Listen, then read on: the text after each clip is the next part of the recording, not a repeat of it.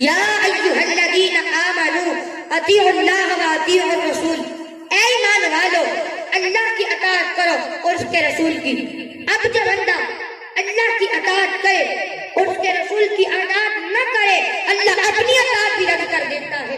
وَأَقِیمُوا الصَّلَاةَ وَآتُوا الزَّکَاةَ، اور نماز قائم کرو، زکوٰۃ ادا کرو۔ اب جو بندہ نماز پڑھے پر زکوٰۃ ادا نہ کرے، اللہ اس کی نمازیں بھی رد کر دیتا ہے۔ ان اشکر لی وَلِوَالِدَیک، میرا احسان مانو، میرا شکر ادا کرو اور اپنے ماں باپ کا شکر ادا کرو۔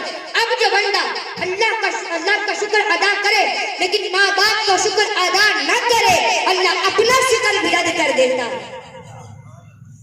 امام الانبیاء کے غلاموں، میرے آقا نے ماں کی شان ایسے بیان کی کہ ہر شے نیچے رہ گئی۔ الجنت تحت اقدام الامہات، جنت ماں کے قدموں تلے ہے۔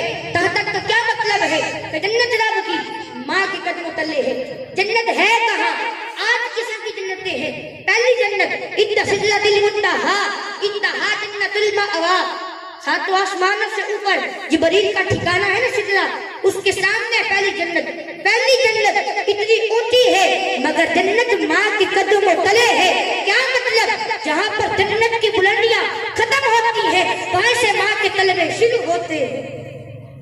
امام الانبیاء کے غلاموں، ہم جتنے عمل کریں صلہ کیا ہے جنت، زندگی بھر حج کریں صلہ کیا ہے جنت، 70-80 حج کریں صلہ کیا ہے جنت، نمازیں پڑھیں، تہجد گزار ہو جائیں، تلاوت قرآن روز ختم کریں، صلہ کیا ہے جنت۔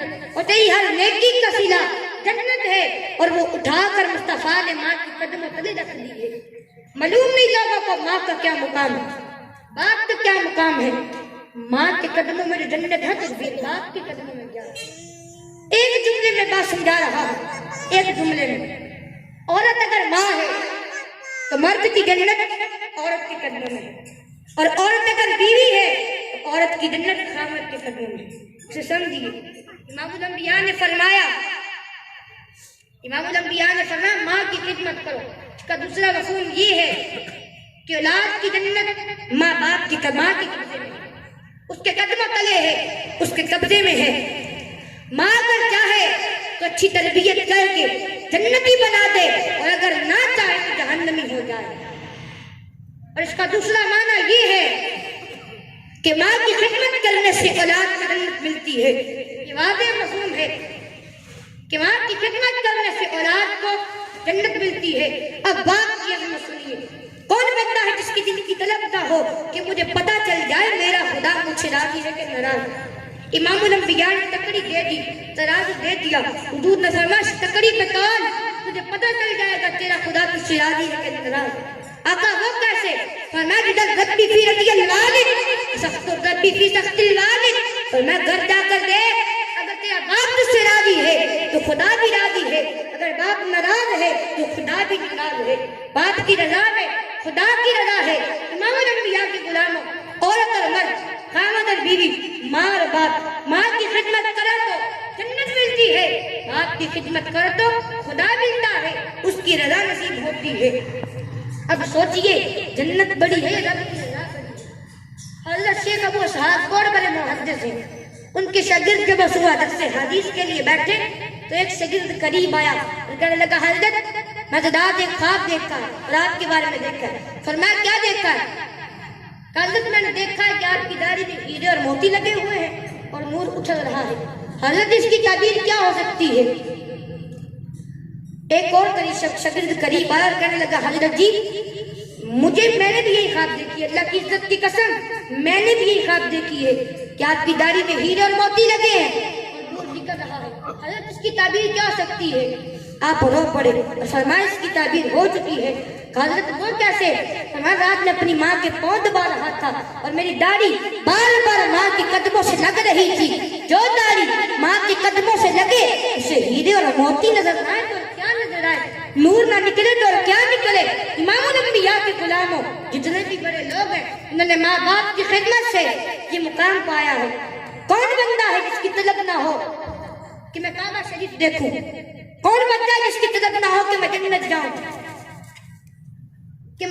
جاؤں؟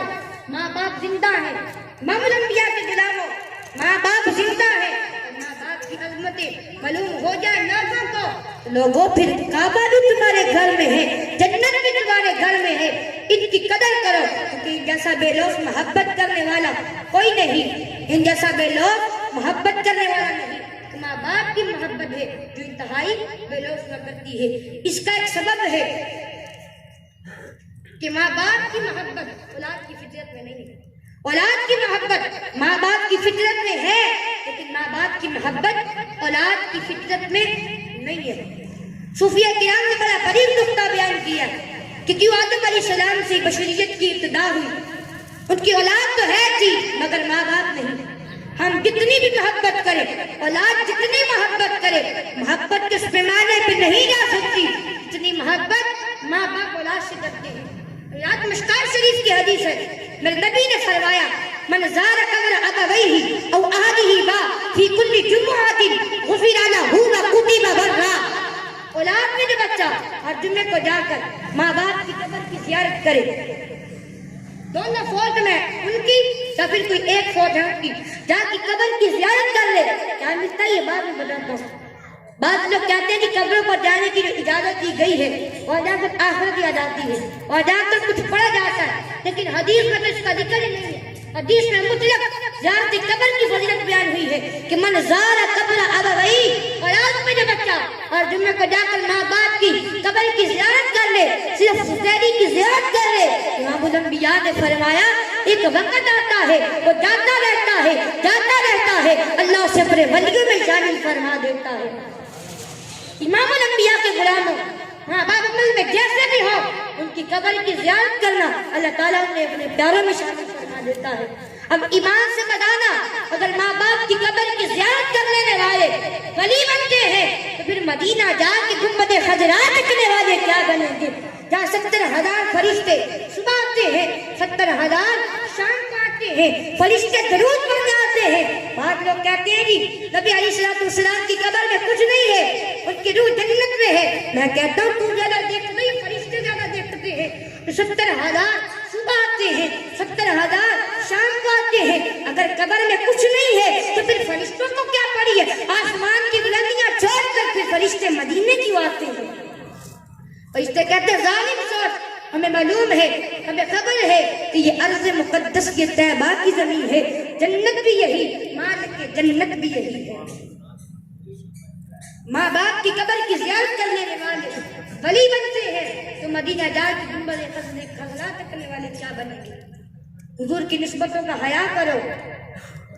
علامہ شامی رحمۃ اللہ علیہ فرماتے ہیں کہ 70,000 نبیوں نے ہجرت کی، مہاجر بنے، وطن چھوڑا، جائیدادیں چھوڑی کہ مکہ جائیں گے، وہاں آباد رہیں گے، وہی فوت ہوں گے، وہی قبریں بنے گی، مگر طلب کیا تھی کہ اللہ کا حبیب قبر پر پھیرا ہی لگا جائے۔ او حضور کا امتی، او حضور کا کلمہ پڑھنے والے، اپنا مقدر دیکھو، تمہاری قبر میں حضور تشریف لاتے ہیں۔ تو بات یہ تو کہا تھا کہ ماں باپ کی قبر تک لینے والے ولی بنتے ہیں، اور جمعے کو جا کر جو ماں باپ کی قبر کی زیارت کرتا ہے اللہ اسے اپنے ولیوں میں شامل فرما دیتا ہے۔